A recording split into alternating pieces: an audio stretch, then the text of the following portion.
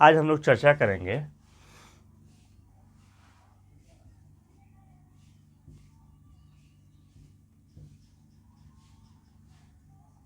चिंतन के प्रकार के बारे में। आज हम लोग किस पर चर्चा करेंगे? चिंतन के प्रकार के बारे में।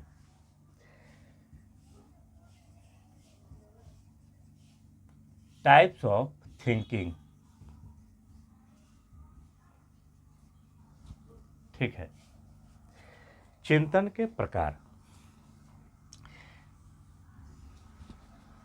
अलग अलग मनोवैज्ञानिकों ने चिंतन को अलग अलग तरीके से बांटा है, पर आज हम लोग जो चर्चा करेंगे वो चर्चा करेंगे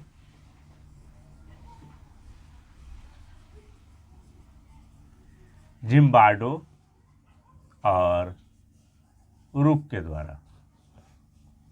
ठीक है, और इन्होंने जो है 1977 में 1977 देख लीजिए आप लोग, यानी जिम्बार्डो ने और रूक ने दोनों ने मिलकर, कौन कौन? जिम्बार्डो एंड रूक ने दोनों ने मिलकर 1977 में 1977 में चिंतन के प्रकार के बारे में बताया। तो कॉन्सेप्ट निकल कर के आ रहा है कि चिंतन के प्रकार के बारे में आप जो पढ़ रहे हैं वो पढ़ रहे हैं जिम्बार्डो और रूक के द्वारा जो दिया गया है, जो बांटा गया है, जो डिवाइड किया गया है, जो वर्गीकरण किया गया है, जो प्रकार बताए गए हैं उसके बारे में। ठीक है,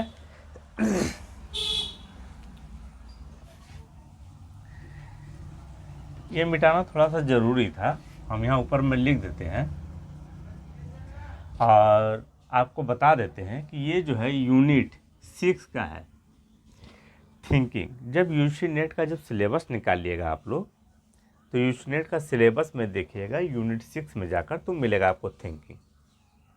क्लियर?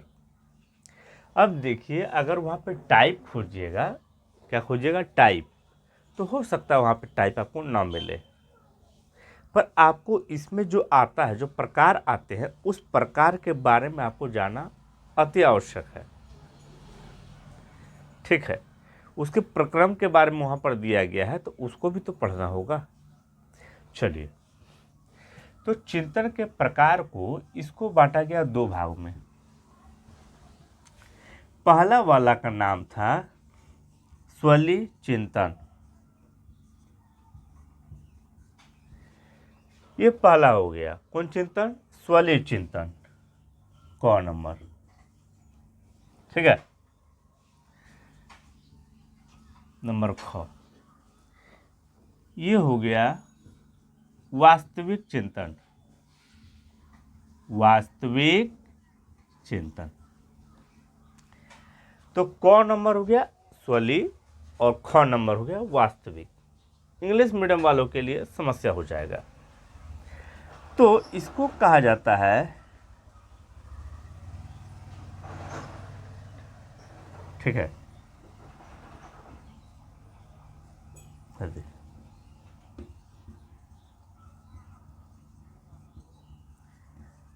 ऑटिस्टिक थिंकिंग,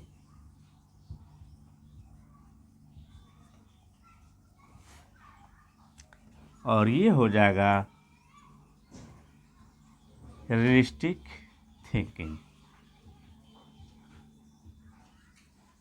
ठीक है, ऑटिस्टिक थिंकिंग और रियलिस्टिक थिंकिंग।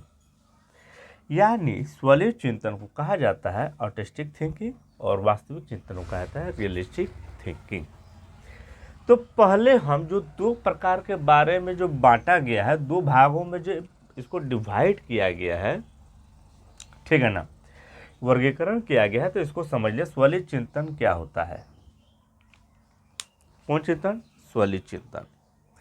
आप कभी सोचे हैं कि यूजी नेट का मतलब क्वालिफाई अगर आप कर जाते हैं, नेट या जेआरएफ अगर क्वालिफाई कर जाते हैं, तो इसके बाद आप क्या कीजिएगा? जॉब करके सबसे पहला काम क्या कीजिएगा? शादी कीजिएगा, 4 व्हीलर लीजिएगा, मकान बनाइएगा, या माँ बाप का सेवा के लिए कुछ स्पेशल आप कीजिएगा। तो ये जो चिंतन आ गया, ये आपका वास्तविक चिंतन नहीं है, ये वास्तविक चिंतन नहीं है। इसमें आपका समस्या का समाधान नहीं होता है, इसमें कोई समस्या नहीं है आपका, इसमें आपका इच्छा है।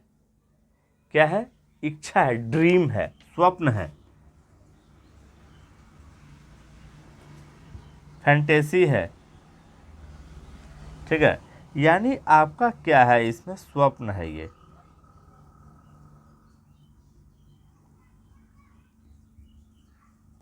देख लीजिएगा स्वप्न कैसे लिखाता है, समझ में नहीं आ रहा हमको। ठीक है, तो ये आपका क्या है, स्वप्न है, यानी सपना है, इच्छा है।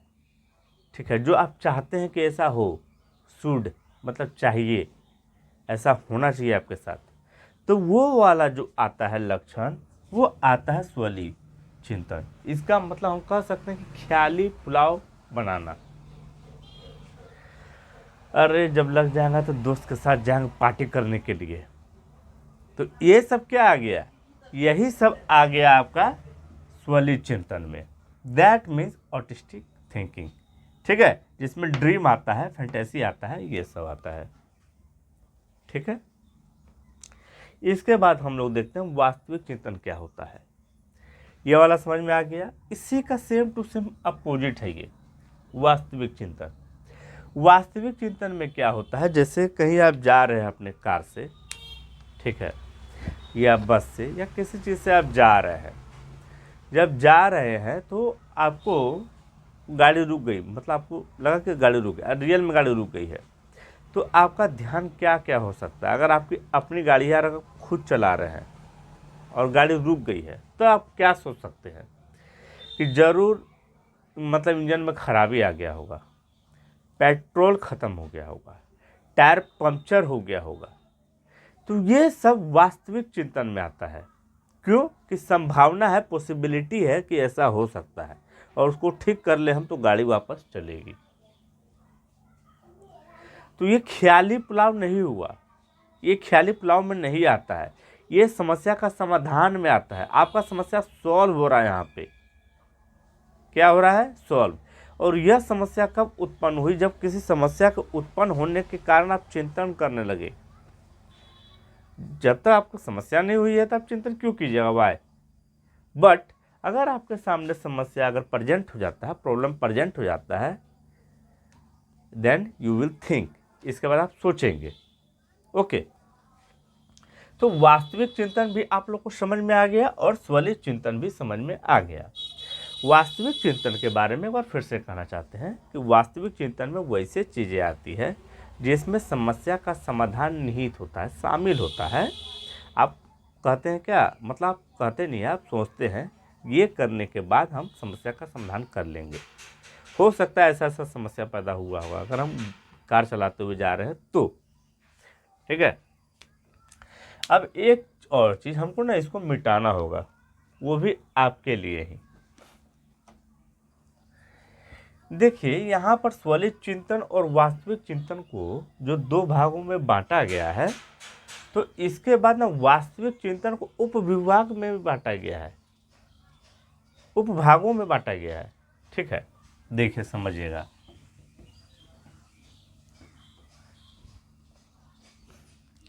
यानी इसको जो है तीन भागों में बांटा गया है, 1 2 3। किसको? वास्तविक चिंतन को। ठीक है, थोड़ा सा हम इसको ऊपर लिख देते हैं, ये वाला। यानी वास्तविक चिंतन जो ख नंबर हम पढ़े थे उसी का हम चर्चा कर रहे हैं। वास्तविक चिंतन, ठीक है, रियलिस्टिक थिंकिंग। चलिए, रियलिस्टिक थिंकिंग आप समझ गए। तो वास्तविक चिंतन को तीन भागों में बांटा गया है। पहला हो गया यहाँ पे, तब तो और मज़ा आएगा जब इसको हम ऐसे बांट देंगे।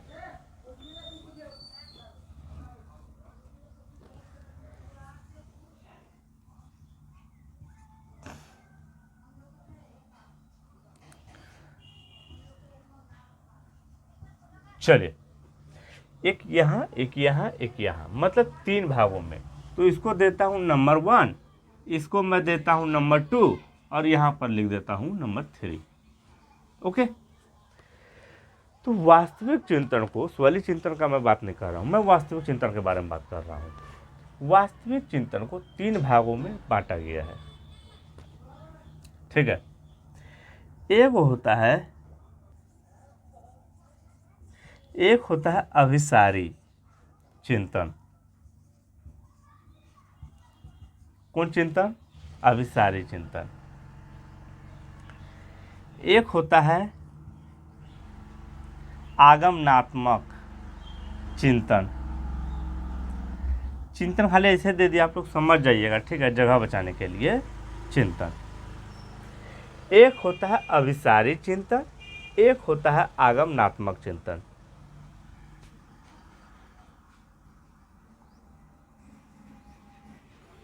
और एक होता है आलोचनात्मक चिंतन।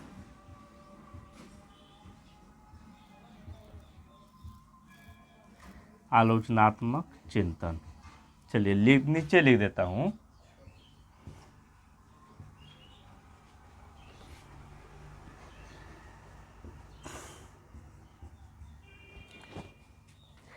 एक होता है अभिसारी चिंतन, एक होता है आगमनात्मक चिंतन और एक होता है आलोचनात्मक चिंतन। अभिसारी चिंतन को क्या कहा जाता है? कौन चिंतन? अभिसारी चिंतन। अभिसारी चिंतन को कहा जाता है डिडक्टिव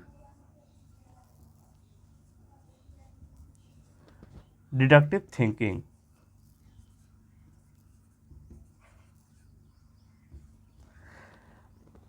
क्या कहा जाता है इसको? Deductive thinking. कुछ बच्चे अभी इस समय जो ये वीडियो देख रहे होंगे उनको लग रहा होगा कि सर गलत पढ़ा रहे हैं। ऐसा हम भी कर रहे हैं कि आपको ऐसा लग रहा होगा कि सर गलत पढ़ा रहे हैं। क्यों? बता देंगे, तुरंत बता देंगे। अभी सिर्फ लिखने दीजिए, आप बता देंगे कि आपको क्यों लग रहा होगा कि हम गलत पढ़ा रहे हैं। ठीक है। और जो बच्चे ऐसे सोच रहे होंगे उनको मैं बता दूं कि आपको थोड़ा सा कम जानकारी है, बस थोड़ा सा, रत्ती भर। ठीक है। थोड़ा सा वेट कीजिए। तो ये हो गया डिडक्टिव मेथड। इसको कहा जाता है इंडक्टिव मेथड, यानी इंडक्टिव थिंकिंग। मैं आप पे ब्लेम नहीं कर रहा हूं, आपको खराब नहीं लगना चाहिए। और ये हो गया इवैल्यूएटिव थिंकिंग।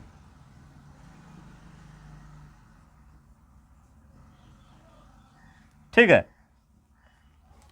पहले इसको समझ लीजिए, मैं अभी तुरंत बताऊंगा आप लोग को। तो एक था चिंतन के प्रकार के बारे में, जिम्बार्डो ने और रुक ने 1977 में 2 भागों में बांटा है चिंतन के प्रकार को। एक बांटा है वास्तविक, एक बांटा था स्वलित। स्वलित चिंतन को वहीं रहने दीजिए। वास्तविक चिंतन को भी फिर बांटा गया, ठीक है, उपभागों में। तो इसको कहा जाता है, वास्तविक चिंतन को रियलिस्टिक थिंकिंग जो कहा जाता है, और इसको बांटा गया अभिसारी चिंतन, आगमनात्मक चिंतन, आलोचनात्मक चिंतन। क्लियर? अब समझिएगा। अभी हम थोड़ा सा पहले चर्चा कर रहे थे, कुछ बच्चे सोच रहे होंगे, जो बच्चे पढ़े होंगे पहले से, कि सर यहाँ लगता है गलत कुछ पढ़ा रहे हैं। तो मैं आपको बता देना चाहता हूँ, अभिसारी चिंतन को ही, किस चिंतन को? अभिसारी चिंतन को ही कहा जाता है निगमनात्मक। तो जो बच्चे निगमनात्मक चिंतन पढ़े होंगे, जो बच्चे मतलब अभिसारी चिंतन के जगह निगमनात्मक चिंतन, आगमनात्मक चिंतन, ठीक है, ये अगर पढ़े होंगे, आलोचनात्मक चिंतन पढ़े होंगे, तो उनको, अब देखिए, आगमनात्मक के जगह यहाँ पर हम ये भी लिख सकते हैं सृजनात्मक चिंतन।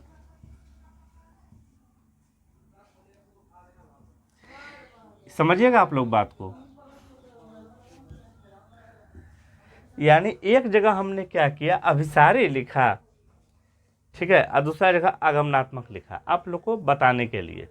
इसका मतलब क्या हो गया कि अभिसारी चिंतन ईगो होता है या निगमनात्मक चिंतन, ये दोनों एक ही है, ये दोनों एक ही है। उसी तरह आगमनात्मक चिंतन और सृजनात्मक चिंतन, इसको क्या कहा जाता है, सृजनात्मक चिंतन को, और इसको क्या कहा जाता है। यहाँ देखिए मैंने इंग्लिश में लिखा डिडक्टिव, ये किसके लिए है, निगमनात्मक के लिए।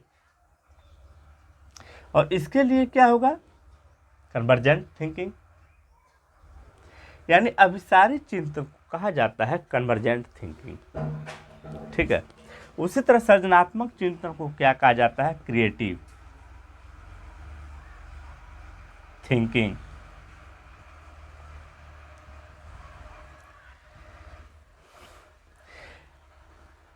समझ में आ रहा होगा आप लोगों को, फिर से मैं रिपीट कर रहा हूं साफ साफ। वास्तविक चिंतन को पहला चिंतन अभिसारी या निगमनात्मक चिंतन हम कह सकते हैं। अभिसारी चिंतन को कहा था कन्वर्जेंट,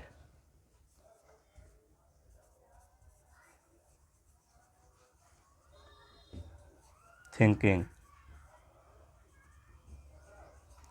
ठीक है। ये कहा जाता है अभिसारी चिंतन को, ये वाला मैंने इसके लिए घुसा दिया है। तो आप लोग समझने का प्रयास कीजिएगा कि ये सब में से किसी अभिसारी दे दे या निगमनात्मक दे दे। हो सकता है आपको डिडक्टिव मेथड वहाँ पे लिख दे, या हो सकता है कन्वर्जेंट आपको लिख दे, क न भर जमे का नो आधा नो टो में भी। उसी तरह एग्जाम में, यूसीनेट का एग्जाम में दे सकता है, आपको देता भी है। आप लोग क्वेश्चन जब प्रीवियस क्वेश्चन जब उल्टाइएगा तो उसमें आपको मिलेगा, देख लीजिएगा आप लोग। अब यहाँ इसको ना सेकंड वाला देखिए, आगमनात्मक चिंतन बोले या सृजनात्मक चिंतन बोले तो कोई फर्क पड़ने वाला नहीं है। आगमनात्मक बोले या सृजनात्मक बोले कोई फर्क नहीं पड़ेगा। इसके बाद आगमनात्मक चिंतन को कहा जाता है क्या, इंडक्टिव, और सृजनात्मक को कहा जाता है क्रिएटिव, इंग्लिश मीडियम वालों के लिए। यानी इंडक्टिव बोले या क्रिएटिव बोले कोई फर्क पड़ने वाला नहीं है। इसके बाद आ जाते हैं आलोचनात्मक में, इसको इवैल्यूएटिव थिंकिंग ही कहा जाता है। अगर वहाँ पे जो भी लिखेगा बराबर होगा, उसमें कोई दिक्कत नहीं है। जिस तरह आप लोग वास्तविक चिंतन को समझ लिए थे, उसी तरह अब अभिसारी चिंतन को भी समझ लीजिए। हम इस समय से कुछ भी बोलेंगे समझ लीजिएगा सबके बारे में बोल रहे हैं और सिर्फ इसी के बारे में बोल रहे हैं, ठीक है। तो अभिसारी चिंतन यानी निगमनात्मक चिंतन यानी डिडक्टिव मेथड या कन्वर्जेंट मेथड, ये मेथड क्या होता है, ये मेथड ना वास्तविक होता है। ये क्या होता है, वास्तविक होता है। वास्तविक का मतलब क्या हो गया, जैसे अभी हम बोल देंगे आपको कि बताइए 9 4 जा कितना होता है, तो आपका आंसर फट से निकल कर आएगा सर 36। यानी ये जो अभिसारी मेथड होता है, निगमनात्मक मेथड जो होता है, ये निश्चित निष्कर्ष पर पहुंचता है। इसका जो निष्कर्ष होता है, इसका जो विश्लेषण होता है वो निश्चित होता है, अनिश्चित की ओर नहीं होता है। किस में, अभिसारी या निगमनात्मक बोले उसका मैं बात कर रहा हूँ, ठीक है।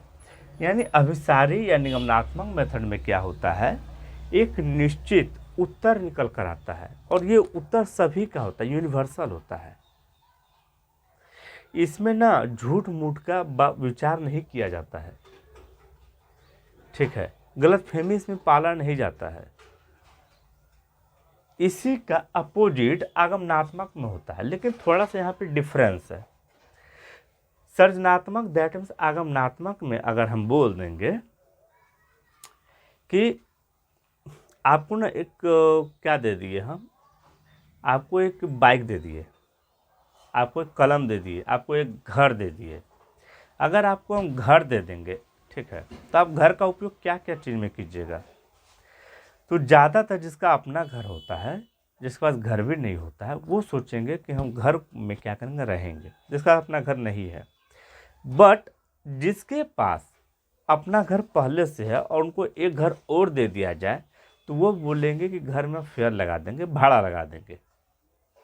क्या लगा देंगे, भाड़ा लगा देंगे। तो अलग अलग आदमी का अलग अलग विचार होता है। इसमें क्या होता है, विचार जल्दी मैच नहीं करेगा, निश्चित निष्कर्ष नहीं होगा, इसका सभी का उत्तर बराबर नहीं होगा। इसमें होता है, इसमें होता है, लेकिन इसमें सभी का उत्तर अलग अलग होगा, अलग अलग सोचने का तरीका होगा, अलग अलग निष्कर्ष होगा। इसमें उत्तर की समानता, जो उत्तर जो मिलेगा इसमें से क्वेश्चन देने के बाद, इसमें सिमिलरिटी नहीं रहेगा, मैच नहीं करेगा एक दूसरे से जल्दी। इसमें 100 का 100% मैच करेगा। अगर से मैच भी कर गया तो परसेंटेज की मात्रा जो होगी वो लो होगी, कम होगी। ठीक है, तो इसमें आप लोग क्या समझ गए, इसमें समझ गए कि इसमें ना अलग से जोड़ा जाता है विचार, अपना थिंकिंग अलग से क्या किया जाता है, उसमें ऐड किया जाता है। अभी जैसे हम आपको घर दे दिए तो आप क्या किए, आप उसको जोड़ दिए अपने तरफ से कि हम क्या करेंगे, आपको वो कलम दे देंगे। कलम का इस्तेमाल आप कान खोदने में कीजिएगा, कि लिखने में कीजिएगा, कि बर्थडे गिफ्ट देने में दीजिएगा, या क्या कीजिएगा, तो वो डिपेंड आपके ऊपर करता है। आप उसमें सृजनात्मकता कर रहे हैं, क्रिएटिव कर रहे हैं, जोड़ रहे हैं, ऐड कर रहे हैं, but it is not possible here. Creativity is not possible here यहाँ पर आप कर सकते हैं, बट नॉट यहाँ पर नहीं कर सकते। ओके, इसके बाद आ जाते हैं आलोचनात्मक चिंतन में। दो चिंतन खत्म हो गया, एक अभिसारी, एक आगमनात्मक। आगमनात्मक बोले या संज्ञानात्मक बोले सेम है, निगमनात्मक बोले या अभिसारी बोले सेम है। तो अब हम लोग आ जाते हैं आलोचनात्मक चिंतन में। आलोचनात्मक चिंतन में क्या होता है, हमेशा आपको सिखाया गया है, बच्चे में आप लोग कहानी पढ़े होंगे, या कौआ कान लेकर उड़ गया, कौआ कान लेकर उड़ गया। इसका मतलब क्या समझ रहे हैं आप लोग सुने होंगे जरूर पक्का। चलिए इसको थोड़ा सा साइड कर देते हैं। अगर अभी हम बोल दे, अभी थोड़ा ऐसा नहीं कीजिएगा कि मेरा वीडियो डाउनलोड करके कट करके बस चिपका दिए, नहीं ऐसा नहीं कीजिएगा। आप लोग बता रहे हैं, अगर मैं बोल दूं कि दिसंबर के जगह अभी क्या होगा, नवंबर में ही एग्ज़ाम होगा हम लोग का, यूजी नेट का।